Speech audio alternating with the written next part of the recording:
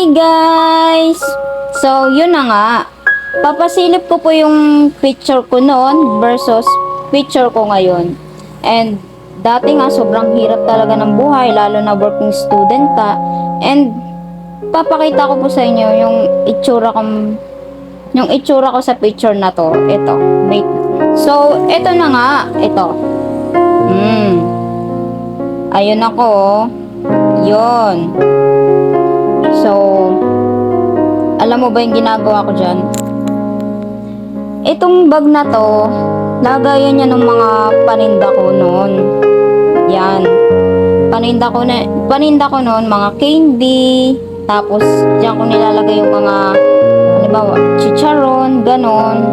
Tinitinda ko siya sa school. And pag break time, yun. Marami naman sa akin bumibili. But, yun na nga, ang struggle dun is araw-araw mo siyang dinadala and third floor pa yung inaakyat mo. And yan nga, nakuhaan tayo ng picture nung photography dun sa school namin. And nito ko lang nakita siya. And yan pala, yung picture na yan is tandang-tanda ko pa na ang daming struggle na duman sa akin. Tapos kailangan ko talaga magtinda para may pambaon ako sa araw-araw, may pangkain ako sa school. Kasi kung hindi ako magtitinda, hindi ako makakakain sa school at makakabayad ng mga bayarin or ambagan sa school, lalo na talaga yung mahagad talaga pag senior high school ka. And yan, halos mangyak-ngyak pa ako that time kasi nga wala akong maasahan, wala na akong family, wala na yung mama at papa ko kasi nga in heaven na sila. Yun. And that's reality po yun. In heaven na po sila. And yun nga, hanggat sa nag-take po ako ng working student para ma-support ko naman po yung sarili ko, makatapos talaga ng pag-aaral. And that time, naisip ko, nahihirapan na ako. And kailangan ko naman na may gawin na iba sa buhay ko. Kumbaga, ayoko na yung ako yung umaako ng responsibilidad ko sa buhay ko. Kasi nga, ako, gumagawa ko ng paraan para meron naman akong sarili kong income. And grabe, sobrang hirap. Hindi nyo lang maramdaman kasi ako nga kasi yan. And yung that time, sinabi ko sa sarili ko na di ako papayag na ito lang ako. And hanggat sa yun nga, may nakita akong opportunity. And eto na. Ayan. Hanggat sa nakilala ko si Hyperloop Online System. And yung una kasi nga, hindi ako believe kasi nga akala ko scam. And natatakot ako mag-take ng risk kasi nga lahat tayo naman natatakot sa mga ganan in online, di ba? And hindi mo naman siya malalaman kung talagang legit siya or scam kung hindi mo aalamin, di ba? So inalam ko.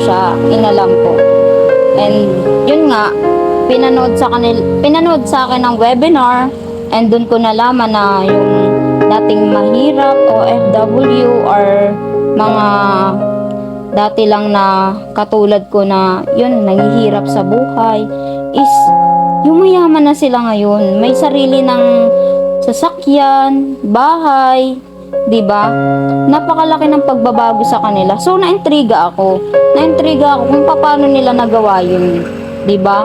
And syempre, inggitin ako, kumbaga, gusto ko rin maging ganun sa kanila. So, tinapos ko nga yung webinar ng Hyperloop Online System.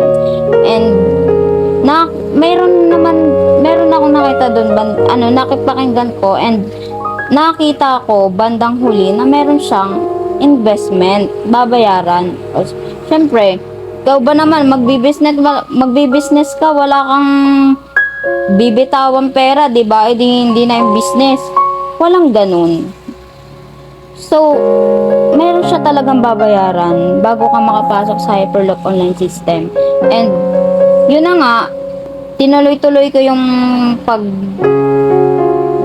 pagbebenta sa school para lang kasi nga pwede siyang hulug-hulugan. Hulug-hulugan yung pang-investment mo sa kanya, kaya Hyperloop. Pwede mo siyang hulug-hulugan. And kung magkano halimbawa is 500 muna, ganon, pwede mo siyang hulug-hulugan talaga.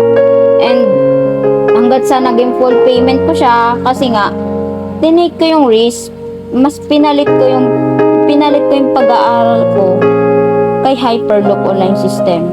And hindi nga ako nabigo kasi ito na ako ngayon. Ayan, 'di ba? Oh, nandito na ako kay Hyperloop online system and meron na tayong na-achieve sa buhay na may income na rin tayo per a month. And ito yung itsura ko na. Yan. 'Di ba? Ibang-iba sa dati and ito po yung kinikita natin per a month. Ayan, ito yung huli kong kinita nitong August nitong 65,800, 'di ba? Gaano kalaki, 1 month lang 'yan, 'di ba? Saan mo yung makikita diyan sa labas, 'di ba? Kaya isipin natin yung future natin kung ano talaga. Wag tayong matakot mag-take ng risk kung alam naman nating ito is legit naman talaga. And magtaka ka kung hindi ito legit kasi magtaka ka kung wala kang binayaran tapos biyayaman ka, di ba? Magtaka ka, scam na yun. Tapos dito, kunti lang yung, kumbaga, pwede mo siyang hulug-hulugan. Hulug-hulugan ang investment mo dito para ka makapasok sa Hyperloop online system. And doon, hindi naman habang buhay na maghuhulog-hulog ka ng investment kasi nga, bibigyan ng hustisya ng Hyperloop online system ang ininvest mo dito. Kasi nga, once na nag-income ka na dito, malaki talaga yung income mo kung tsatsagain mo to. And huwag kayo mag-take ng risk sa mga hindi ka mag-i-invest. Magtakang ganun. Kasi maraming pumipili na ganun. Wala kang investment. Magtaka ka dahil scam yan. Diba? Full time ko na siyang tinrabaho. Yun. So, huwag tayo mag-take ng risk kung talagang wala tayong babayaran sa isang company. Meron, mas malala pa nga yung sa company, 'di ba, sa mga employee. Mas malala pa yung gagastusin mo doon dahil paabyadin ka ng kung ano nilang requirements na 'yan, 'di ba? Kailangan sa isang company dito, ang requirements mo lang is makinig, intindihin yung mga mentors, yung mga coaches para maintindihan mo, maisalin sa kanila kung ano yung mga kaalaman nila para magkaroon ka ng kita na ganito, ng income na ganito, di ba? So, yun lang guys. Sana may matutunan sa share ko ngayon. Hindi mang perfectly, but sana maintindihan nyo rin, di ba? Yun from my heart and base sa buhay ko and buhay ko ngayon, di ba? Bye-bye!